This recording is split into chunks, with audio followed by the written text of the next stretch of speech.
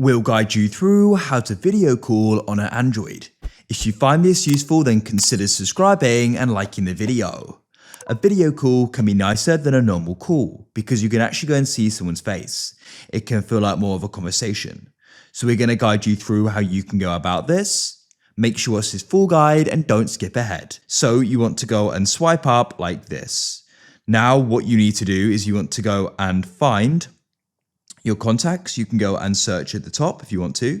I've got it here so I can tap on it. Then what you want to do is you want to go and find who you want to go and video call. So you'll need to have them added as a contact. If you're just going to have their number, you can press the plus in the bottom right and go and add them. After you've added them, we need to go and find the contact. So let me go and find the contact now. This is alphabetical, so I need to go down to T and it's Tux here. I want to do this with. So now at the top here, you're going to see call, message, and video.